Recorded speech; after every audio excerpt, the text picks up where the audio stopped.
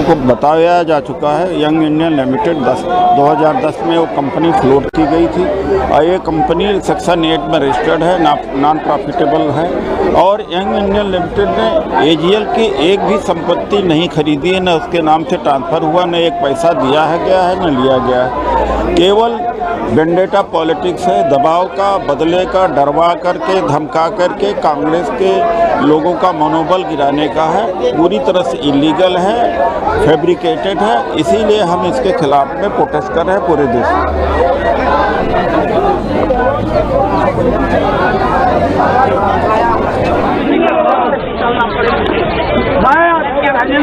मैं अल्पसंख्यक विभाग का कोऑर्डिनेटर हूं और इलाहाबाद से प्रयागराज से आया हूं। के माध्यम से कहा जा रहा है कि गुजरात सेशन जो हुआ उसके बाद से इस ईडी के एक्शन पर सवाल उठाया जा रहा है। ये तो बात स्पष्ट है कि जब जब कांग्रेस पार्टी एक्टिव नजर आती है, जब जब कांग्रेस पार्टी दोबारा से खड़े होकर पब्लिक के बीच में जाना शुरू करती है, तो ईडी कांग्रेस के नेताओं के घर आना शुरू हो जाती है। ये ईडी का जो केस है, ये ईडी का केस लगातार जब जब राहुल गांधी जी की एक्टिविटी लगती है कि अब मोदी जी को लगता है कि अब वो ज़मीन पे असर दिखा रही है, तो वो ईडी का हथियार वापस निकाल के लाते हैं। लेकिन इसी बीच रॉबर्ट वाड्रा साहब को भी कल बुलाया गया, आज फिर बुलाया गया नहीं, और कल प्रताप सिंह कचरियावास हमारे जो नेता हैं राजस्थान में, उनके ऊपर भी कार्रवाई हुई है। ये वही ईडी कार्रवाई करती है ना। पिछले 10 साल के अंदर उन्होंने लगभग 193 नेताओं के ऊपर कार्रवाई की है और अभी तक फाइनल एक्शन कितनों पे हुआ है? 2 पर। आप 193 लोगों पर करें कार्रवाई और केवल 2 के ऊपर आपका हो। 5,900 केस ईडी ने 10 साल में किए हैं और कितने प्रूव कर पाए आज तक? 23। 5,900 केस कोई एजेंसी इन्वेस्टिगेट करे और केवल 23 पे सही साबित हो। आज उन्होंने 2 दिन पहले हमारे नेशनल हेराल्ड की सारी प्रॉपर्टी अटैच कर ली। अटैच करने का मतलब है कि उन्होंने पूरी कुर्की कर ली।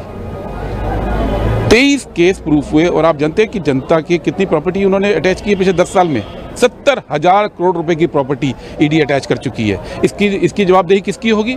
ये लोग क्या करते हैं कि पब्लिक परसेप्शन बनाने के लिए कार्रवाई करते हैं, बड़े बड़े फिगर देते हैं, चार्जशीट भी करते हैं, लेकिन कोर्ट में जाके गिर जाते हैं। ये वही ईडी है ना। अजीत पवार जी पे 25,000 करोड़ रुपए का मामला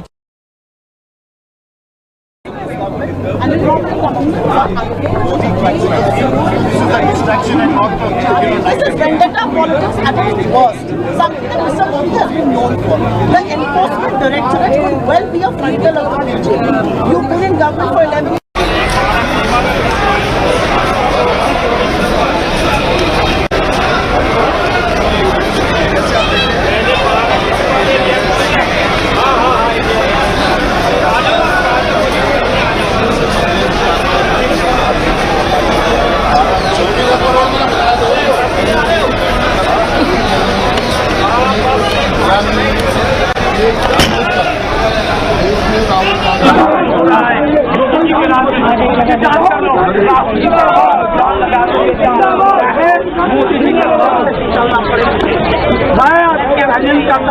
चार्जशीट दायर करने के लिए, चार्जशीट में आपने मनी लॉन्ड्रिंग का केस लगाया है।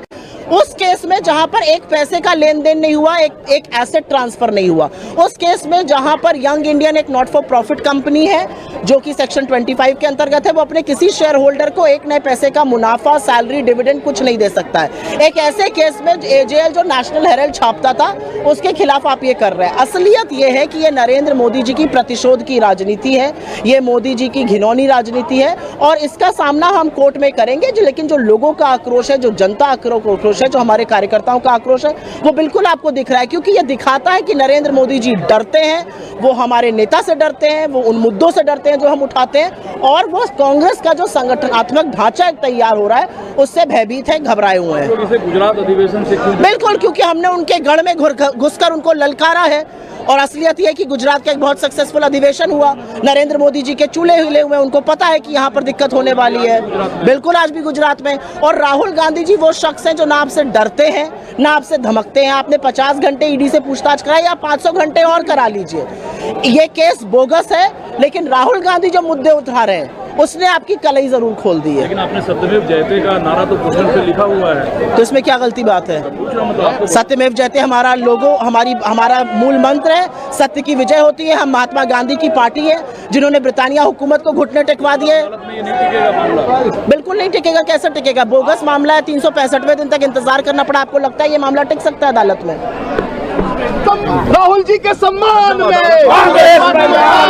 अदालत में लड़ाई आप लोग लड़ रहे हैं, इस मेगा प्रोटेस्ट से पार्टी क्या हासिल करना चाहती है? अदालत में लड़ाई जिस एजेंसी के जरिए पहुंचाई गई है उसकी जो पूरी मंशा है वो सिर्फ और सिर्फ विपक्ष को प्रताड़ित करने के। इधर गुजरात में अधिवेशन होता है, राहुल गांधी जी मोडासा पहुंचते हैं और इधर चार्जशीट दाखिल कर दी जाती है। आप क्रोनोलॉजी समझिए ना।